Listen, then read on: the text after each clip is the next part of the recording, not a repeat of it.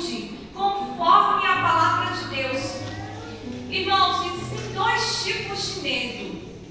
Tem o medo qual a gente nasce com ele, é chamado o medo inato, porque nós nascemos com ele. Mas esse medo, ele nos serve para nos proteger.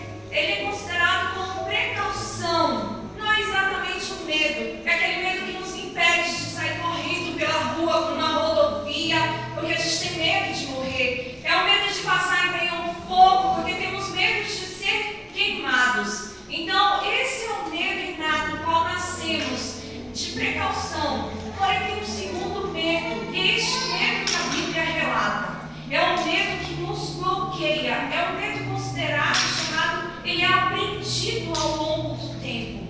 É o medo que nos paralisa, é ele que impede da gente viver o nosso propósito para o qual nascemos. Ele que impede a gente, no relacionamento com Deus, de nos lançarmos cada vez mais conforme o Senhor pede. Este medo é o medo que a gente aprende de acordo com as nossas dores. Ele é recorrente lá na infância.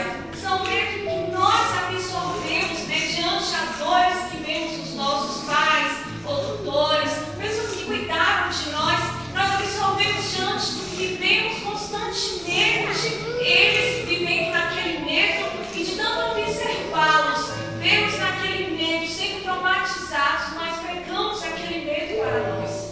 Ou também aquele medo em que a gente, conforme vai crescendo, se paralisa mediante um trauma que a gente passou, mediante, conforme tantas as dores constantes, aquilo ali nos trava, nos impede de entrar em ação. Quando Deus pede algo para a gente fica com medo de se lançar. Aonde uma criança que não tem medo, quando o pai coloca na altura e diz, vem, se lança, ele não tem medo, ele se lança. Ele não quer saber se o pai vai segurar, se o pai vai aguentar o peso dele, ele simplesmente se lança.